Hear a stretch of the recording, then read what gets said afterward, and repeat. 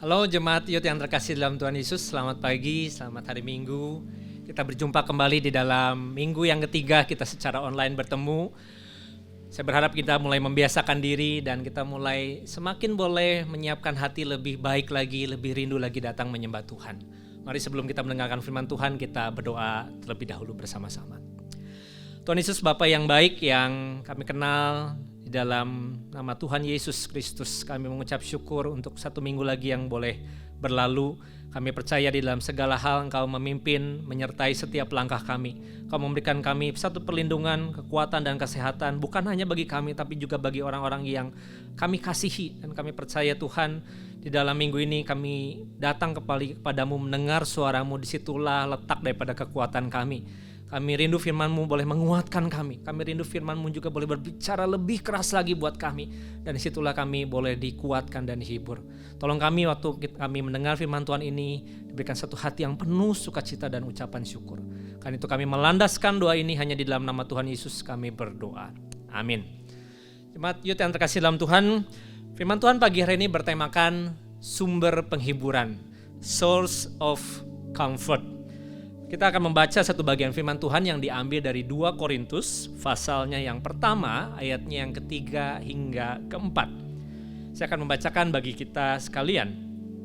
Terpujilah Allah, Bapa Tuhan kita Yesus Kristus, Bapa yang penuh belas kasihan dan Allah sumber penghiburan, yang menghibur kami dalam segala penderitaan kami, sehingga kami sanggup menghibur mereka yang berada dalam bermacam-macam penderitaan, dengan penghiburan yang kami terima sendiri dari Allah. Saudara, hari-hari ini waktu kita menyapa, "Hai, apa kabar?" Itu bukan lagi menjadi sebuah sapaan yang biasa ataupun penuh dengan basa-basi. Tapi sebuah sapaan yang pastinya kita keluar dari hati kita yang terdalam ingin menanyakan, "Bagaimana kabarmu? Apakah engkau dalam kondisi yang baik, sehat atau sakit? Apakah engkau dalam kondisi yang berkecukupan ataupun berkekurangan? Ataupun kau merasa sedang gelisah ataupun tidak enjoy?" Jadi waktu kita bertanya, "Hai, apa kabar?" Saya percaya itu menjadi satu hal yang penting hari-hari ini untuk kita sampaikan dan kita sapa dari orang-orang terdekat kita. Dan ada baiknya pada waktu kita menyapa dengan sapaan tersebut, kita belajar untuk mendengar satu sama lain. Kenapa? Karena di dalam kondisi yang memaksa kita lagi untuk tidak hidup di dalam rutinitas, kita sekarang ada dalam satu kondisi yang kalau di dalam game itu disebutnya survival mode ya. Dalam satu kondisi yang bukan semua normal mode, kondisi yang biasa-biasa saja, tapi kondisi yang membuat kita harus selalu memperhatikan segala sesuatu siap menghadapi segala sesuatu. Dan di dalam mode yang demikian, saya mengajak kita juga untuk tetap memiliki sebuah pilihan yang lain, yaitu mode yang lain yang saya sebut dengan blessed mode, yaitu mode untuk kita mengucap syukur. Mari kita belajar aktifkan di dalam hati dan pikiran kita, bukan hanya survive, tapi bagaimana kita bisa bersyukur. Karena saya percaya teman-teman saudara yang terkasih, di dalam ucapan syukur ada sebuah pengakuan, adanya pengharapan yang kita masih pegang kuat hari ini, dan pengharapan kita ada di dalam Kristus Yesus. Dan pada waktu kita mengucap syukur dan memuji Tuhan, mungkin di dalam kondisi yang nyaman dan baik itu bukanlah sesuatu yang sulit, itu sesuatu yang biasa kita lakukan. Demikian juga pada waktu seorang dikatakan memuliakan nama Tuhan, karena baru saja mungkin dia mendapatkan sebuah hadiah bonus, mendapatkan sebuah promosi, mendapatkan sebuah pertolongan di tempat kerja, lulus ujian, ataupun mungkin sembuh dari sebuah sakit penyakit. Dan memuji Tuhan itu adalah sesuatu yang seharusnya. Namun mengucap syukur di dalam satu kondisi yang sulit dan juga terbatas ataupun dalam penderitaan, maka saya percaya setiap orang akan berkata itu sesuatu yang tidak mungkin ataupun yang sulit untuk dilakukan. Maka kita di sini diajak untuk mengandalkan kekuatan bukan hanya dari kemampuan kita sebagai manusia, tapi pada waktu kita belajar bersandar kepada kuasa Roh Kudus. Dan saya percaya di situ tidak ada perkara yang sukar untuk kita bisa lalui. Nah, teman-teman yang terkasih dalam Tuhan, bagian tadi mengatakan bahwa Rasul Paulus memberikan sebuah teladan yang indah bagi kita untuk bisa dalam kondisi kesulitan dan aniaya sekalipun sebagaimana Paulus alami itu kepada jemaat di Korintus, membuat kita bisa tetap mengucap syukur dan memuji Tuhan, bahkan sanggup memberikan penghiburan, memberikan satu penguatan kepada orang lain. Nah, disinilah Paulus mengajak kita bukan hanya kepada apa yang kita rasakan secara pribadi, tetapi mengajar kita tentang apa yang seharusnya kita lakukan ketika penderitaan dan kesulitan itu datang. Nah, ia berbicara dari karya Kristus yang hadir di dalam diri Yesus Kristus sebagai manusia yang menderita sama seperti kita di dalam kesengsaraan yang kita juga alami hari ini. Namun Paulus juga menguatkan dengan karya Kristus yang akan datang, yaitu karya Kristus yang bangkit, karya Kristus yang ada dan bekerja terus-menerus di dalam kehidupan setiap orang percaya. Maka di dalam hal ini Paulus tidak asal menulis dan berbicara sebagai orang yang tidak pernah menderita. Namun dia sendiri menjadi orang yang mengalami penderitaan itu secara real, sebagaimana dikatakan dalam 2 Korintus 1 ayat 5 berbunyi demikian. Sebab sama seperti kami mendapat bagian berlimpah-limpah dalam kesengsaraan Kristus, demikian pula oleh Kristus kami menerima penghiburan yang berlimpah-limpah. Nah, saudara, fokus kita hari ini adalah kepada kata penghiburan atau kata comfort. Kata comfort ini memiliki sebuah arti dalam sebuah dictionary itu, yaitu mendapatkan sebuah assistance, pertolongan, mendapatkan sebuah support, bantuan, mendapatkan sebuah relief, encouragement, mendapatkan sebuah diangkat daripada kelegaan dan diberikan kelegaan. Ibaratnya saya pikir seperti sebuah merek itu ya, kalau kita sedang lelah letih secara fisik, kita berbaring di atas sebuah kasur yang nyaman. Maka itulah arti kata penghiburan. Nah, mengapa Paulus masih bisa mengucap syukur dalam penderitaan seperti ini? Karena yang pertama, karena Tuhan senantiasa memberikan penghiburan kepada anak-anaknya yang menderita. Dalam situasi yang sulit sekalipun, namun penghiburan Tuhan itu nyata dibandingkan ketika dalam keadaan yang nyaman. Di mana kita merasa tidak menerima apa-apa dari Tuhan saat segala sesuatunya berjalan dengan baik-baik saja. Nah, Paulus juga merasakan penghiburan yang dari Tuhan yang memungkinkan kita bisa menghibur orang lain.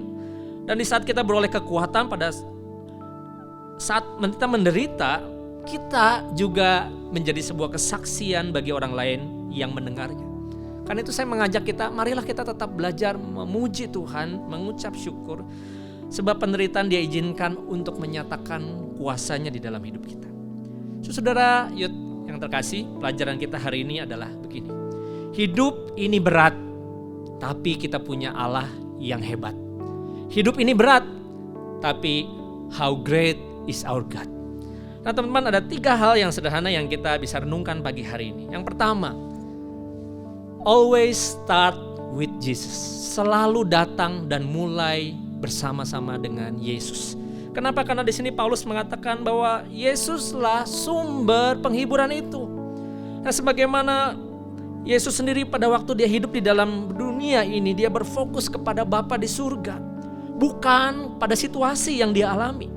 Mulailah bersama dengan Yesus, karena seharusnya Yesuslah yang menjadi fokus dari ucapan syukur kita, fokus dari segala ibadah kita, fokus dari segala penyembahan dan hidup ini. Karena itulah yang kita bisa lakukan, yang kita bisa kontrol dan kuasai. Ia adalah sumber penghiburan kita. Teman-teman, hari ini mungkin di medsos kalian ada banyak bingo yang mulai dilakukan untuk membuat kita mengingat memori-memori yang pernah kita lakukan, mungkin itu di sekolah, di kampusmu, ataupun di tempat-tempat lain. Nah, ada satu bingo yang menarik, yaitu mengatakan begini, kalau kita setelah bebas dari wabah COVID ini, corona ini, ke tempat mana yang kamu ingin pertama kali untuk kunjungi? Mungkin itu tempat kuliner atau apapun. Biasanya ada banyak tempat-tempat kuliner ya, mungkin cuanki ataupun bakso di mana, saya nggak usah sebut brandnya. Tapi saya berpikir tentang satu hal yang saya juga pikirkan, saya mau pergi kemana ya, mau makan apa ya, waktu saya udah bisa dengan lebih leluasa bisa keluar rumah. Nah, saya teringat yaitu rumah makan nasi Padang, teman-teman ya. Saya percaya semua anak muda senang yang namanya nasi Padang. Nah, yang menariknya teman-teman tentang nasi Padang ini adalah bukan karena bumbunya yang spicy ataupun gurihnya ataupun lengkapnya menu itu, tapi di balik filosofi nasi Padang itu biasanya punya nama-nama yang unik. Biasa namanya tergantung tempatnya, namanya, waktunya, cita rasanya, atau juga bicara seperti perasaan, emosi. Bahkan beberapa saya dapatkan kalau nama restoran itu berkait dengan sebuah filosofi atau nilai daripada hidup. Ya katakanlah seperti Saribundo, Cito Cubo, sederhana, sepakat, dan lain sebagainya. Tapi waktu kita berpikir nasi Padang, wah itu seperti jadi satu sumber penghiburan bagi kita hari ini. Yang bahkan kalau kita seperti keluar aja, misalnya bisa ke Indomaret aja atau ke Alfamart saja, minimarket seperti itulah. Itu rasanya udah kayak kita itu pergi kayak liburan gitu, ke luar negeri bahkan mungkin. Itu sesuatu yang semakin jarang kita lakukan dan itulah sumber penghiburan kita. Dan saya berpikir seharusnya Kristus itu menjadi segala sesuatunya bagi hidup kita. He is everything for us. Dialah sumber penghiburanmu dan always start with Jesus. Yang kedua teman-teman, marilah kita terima penghiburan yang Tuhan berikan. Karena di masa-masa isolasi ini kita memang merasa sendirian, lonely, sendiri, menyepi. Menarik sekali waktu saya mempelajari kata lonely ini dalam bahasa Yunaninya, yaitu eremos. Itu menjelaskan sebuah tempat yang sebenarnya tidak lagi ditinggali, sebuah tempat yang diabaikan seperti padang gurun ataupun tempat yang sepi dan lain sebagainya. Dan Yesus seringkali datang ke tempat yang disebut dengan eremos itu, yang lonely itu, yang sepi itu, untuk menyendiri dan mendapatkan sebuah istirahat, rest, dan berdoa kepada Bapaknya. Memang kata padang gurun itu seringkali menunjukkan sebuah tempat, tapi kata lonely di sini, eremos itu juga menunjukkan sebuah bahasa hati kita. Yesus tidak bisa menghindari sebuah perasaan yang sunyi dan sepi dan sendiri. Tapi disitulah Yesus menemukan sebuah rasa damai dan pembaharuan yang diberikan Bapa kepadanya. Mari hari ini kita butuh penghiburan itu. Mulai bersama Yesus, tapi juga terimalah bahwa benar penghiburan itulah yang membuat kita bisa rest dengan baik hari-hari ini. Yang ketiga, yang teman-teman bicara poin yang kedua ini, saya ingin mengatakan tidak dengan bahasa yang mudah, seperti mengatakan tenang, pasti ada mujizat, Tuhan akan menolong kita, semua ini akan segera berlalu. Dan sebagian orang ada yang mungkin bertanya, apakah sebenarnya kenapa kondisi ini terjadi? Apakah ini hukuman, peringatan, ataupun sebuah tanda? Teman-teman, kita nggak tahu apapun alasan dibalik itu karena kita bukan Tuhan. Namun satu hal yang saya yakini bahwa Tuhan hadir di masa pergumulan dan penderitaan ini bersama-sama dengan kita. Sehingga momen-momen Prapaskah ini juga mengingatkan bahwa ada solusi dan anugerah yang datang dari atas berupa damai dan sebuah kemenangan iman. Maka seorang bernama Stephen Furtick mengatakan begini, control what you can, but trust God with what you cannot. Percayalah kepada apa yang kamu gak bisa kontrol dalam hidupmu, percayakan kepada Tuhan. Tetapi kontrollah apa yang kau bisa, yaitu emosimu, yaitu hatimu, yaitu ketika engkau menerima sumber penghiburan itu, biarkan Tuhan memimpin hidup. Nah, yang terakhir teman-teman, berita hari ini adalah start with Jesus. Yang kedua, receive his comfort, terima penghiburan. Yang ketiga, jadilah juga a comforter, agen-agen yang membawa penghiburan Tuhan. Teman-teman, minggu ini saya membaca sebuah artikel yang ditulis oleh seorang bernama Noval Harari, seorang penulis buku terkenal yaitu Homo Deus. Dia mengatakan begini bahwa the world after corona atau after outbreak ini will change everything katanya. Bukan hanya soal dari yang tadinya offline menjadi online, tapi setiap keputusan yang dulu diambil dengan waktu yang lama dan pertimbangan yang panjang sekarang diambil dengan begitu cepat. Tapi teman-teman, dampaknya itu bertahun-tahun ke depan. Dampaknya itu menunjukkan apakah akan berakhir kepada sebuah krisis atau perpecahan global, atau justru ada sebuah point of return, bisa berujung kepada sebuah bentuk solidaritas global. Apa maksudnya? Karena hari ini kita melihat krisis solidaritas merupakan sebuah tanda perpecahan dari masyarakat. Solidaritas itu sebenarnya dasar dari sebuah kehidupan manusia, karena tanpa solidaritas manusia kehilangan kemanusiaannya. Dasar daripada solidaritas itu juga adalah sebuah rasa empati, yaitu di mana kemampuan kita merasakan apa yang dirasakan orang lain. Maka dengan empati kita bisa menjadi manusia yang membantu orang lain ataupun makhluk lain. Dan disitulah saya percaya teman-teman, di tingkat pribadi solidaritas ini mendorong kita bisa berbagi hidup dengan orang lain. Bahkan pada waktu kita mengorbankan kepentingan diri kita sendiri, kita memiliki sebuah solidaritas dan empati yang besar di dalam dirinya, yang mau berbagi dan berkorban, dan itulah ciri manusia yang mulia. Nah, teman-teman, hidup ke depan akan sama sekali berbeda dengan hidup kita sebulan yang lalu. Biasanya kita di minggu beribadah, dan ibadah kita di weekend menjadi sebuah fokus utama dan menjadi satu pengalaman yang selalu kita ingin lalui, tapi sekarang tidak lagi loh. Teman-teman, saya ingat ilustrasi ini, yaitu pada waktu kita bermain catur. Saya percaya kita semua sejak kecil sudah belajar bermain catur. Nah, pada umumnya kita itu berfokus kepada sebuah bidaknya, yaitu peran menteri, queen gitu ya. Karena queen ini bebas, bisa bergerak maju mundur, memakan lawannya, bisa bersilangan dan lain sebagainya. Dan kita memainkan selalu berfokus dengan si queen ini, menteri ini, yaitu bergerak memenangkan permainan, mengalahkan bidak lain ataupun kuda dan yang benteng lain. Namun kalau permainan kita hanya berputar hanya pada pusatnya, yaitu si menteri itu, maka kita nggak bermain di tingkat yang lebih tinggi. Kalau kita mau bermain serius dalam permainan catur, kita nggak bisa berfokus saya hanya mengandalkan menteri itu. Tapi kita harus pakai strategi lain, yaitu menggunakan baik itu kudanya, bentengnya, ataupun juga pion-pion kecil lainnya. Artinya semuanya itu dipakai dan dilibatkan. Maka saya percaya begitu juga dengan gereja loh teman-teman. Gereja tidak lagi bisa berpusat kepada sebuah event mingguan, yaitu ibadah minggu yang kita hari ini nggak bisa lagi nikmati dan datang bersama-sama. Setidaknya untuk beberapa bulan ke depan, menterinya itu sudah dethroning, sudah diturunkan, sudah diturun tahtakan dan tidak lagi jadi istimewa hari-hari ini. Ini bukan lagi sebuah weekend yang kita bisa nantikan. Seberapa besar pun engkau rindu untuk datang dan beribadah dan berkomunitas. Namun hari ini teman-teman, kita diberikan kesempatan dalam waktu Tuhan untuk melakukan sesuatu yang berbeda. Karena gereja bukan lagi tempat di mana kita datang sebagai konsumen mencari mendapatkan sesuatu.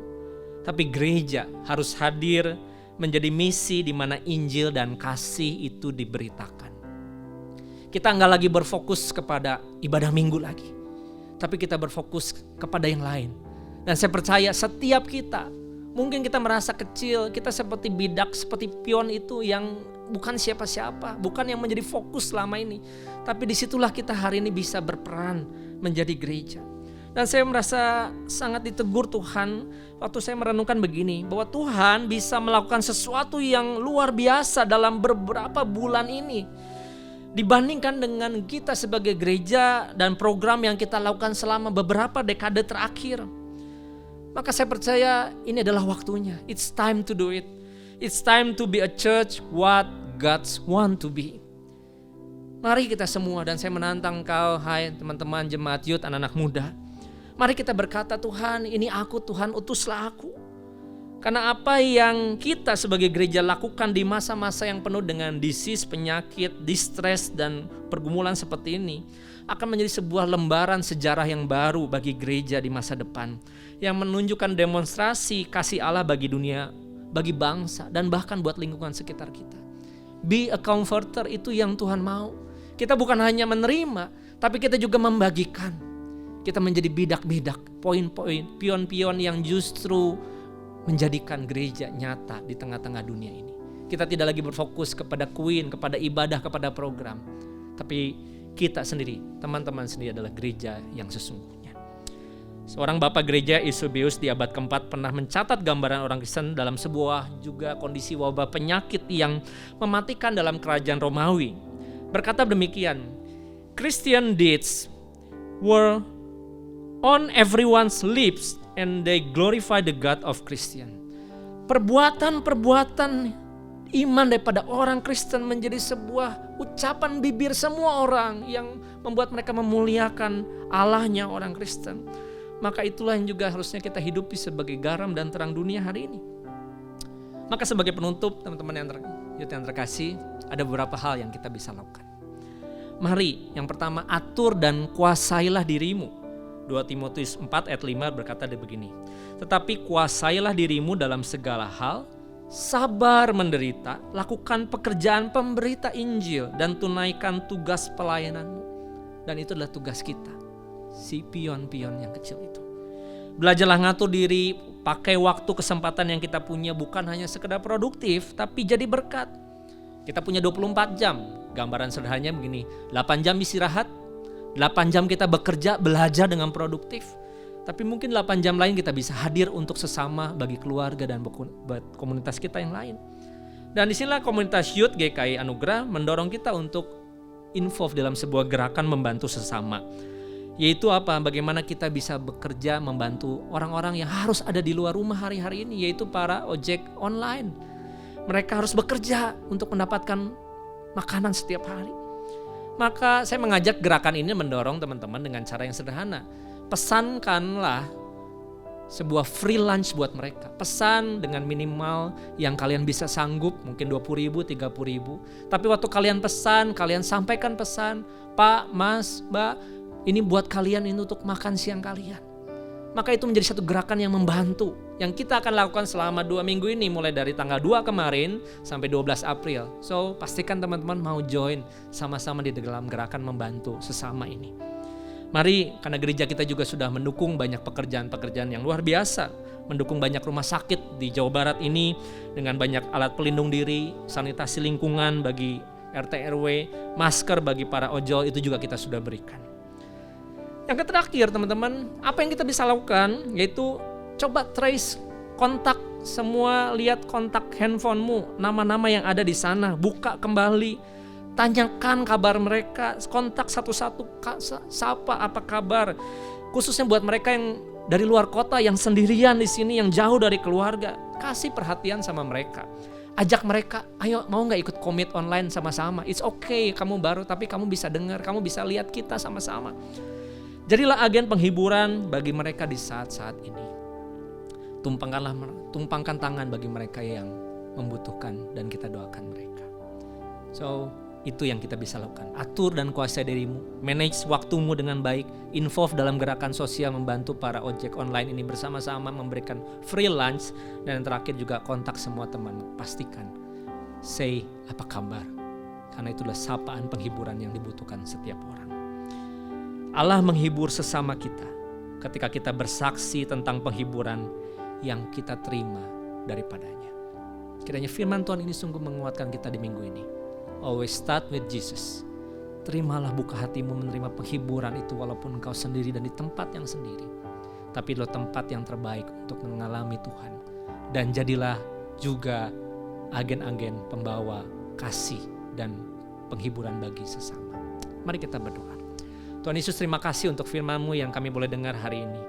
Menggugah kami bahwa hari-hari ini menjadi hari yang penting bagi kami untuk mengambil keputusan, meresponi dengan tepat, bergantung kepada Tuhan, dan menjadikan hari-hari kami di depan sebagai sebuah wujud nyata bagaimana seharusnya gereja itu hadir, yang bukan lagi berfokus kepada sebuah event mingguan, tapi berfokus kepada diri kami yang mungkin rapuh dan terbatas, tapi dipakai dan diubah Tuhan menjadi sebuah berkat yang luar biasa bagi sesama. Sebagaimana Allah menghibur kami, maka kesaksian penghiburan yang kami terima juga menjadi sebuah kesaksian bagaimana kami bisa menghibur sesama kami yang lain. Pakai firman Tuhan ini dimanapun kami berada. Angkat semua ketakutan dan kekhawatiran kami. Angkat semua kebosanan kami. Dorong kami untuk hidup di dalam kasih Tuhan yang nyata bagi semua orang. Kami mengucap syukur di dalam nama Tuhan Yesus kami berdoa. Amin. Teman-teman yang terkasih, Jemaat Youth, terima kasih untuk terus stay tune di dalam ibadah online mingguan kita, karena kita akan terus menjalani ini sampai setidaknya sepanjang bulan April. So khususnya mulai minggu depan kita waktu masuki akan minggu Paskah, ada sebuah proyek yang dibuat khusus dari teman-teman pengurus supaya kita bisa mengalami akan kuasa dan kebangkitan Paskah di dalam sebuah ibadah online yang juga memberkati kita. So pastikan teman-teman selalu stay tune di dalam IG kita, semua info yang kita update di situ. Nah yang kedua teman-teman, kita juga selalu ada prayer meeting setiap Rabu loh. So lewat IG live story teman-teman bisa ikut sama-sama menyampaikan pokdoa untuk kita bisa dokong doa sama-sama. Ya, oke, bisa join. Nah setiap ucapan syukur dan persembahan yang teman-teman boleh mau sampaikan, berikan kepada Tuhan dari hati kalian, teman-teman tetap bisa transfer melalui rekening yang tertulis di dalam layar pada saat ini, dan teman-teman bisa memberikan keterangan sebagaimana aturan ataupun juga informasi yang sudah diberikan. Itu adalah ucapan syukur kita bagaimana tetap gereja Tuhan bisa terus melakukan pekerjaan-pekerjaan misi dan kasih bagi sesama. Yang terakhir teman-teman, saya mengajak teman-teman untuk tetap join di dalam komit online yang ada, karena ini adalah persekutuan kita yang boleh walaupun secara jarak itu jauh, tapi secara hati kita close, kita dekat sama-sama di dalam kasih Tuhan. So pastikan teman-teman ikut komit online. Buat teman-teman yang gak punya, kontaklah kami, DM di Instagram kami, cari pengurus yang kalian kenal, pastikan saya mau join, maka teman-teman akan di-invite masuk di dalam komit online mingguan ya. Dan sebagaimana kelas MMK juga akan berjalan kembali dalam minggu-minggu yang datang, supaya kita bisa tetap menjalankan aktivitas kita secara biasa, walaupun online, tapi hati kita tetap dekat bersama Tuhan. Jadilah penghibur-penghibur yang Tuhan boleh pakai di dalam dunia yang penuh di dalam segala kegelisahan dan juga pergumulan ini. Jadilah berkat.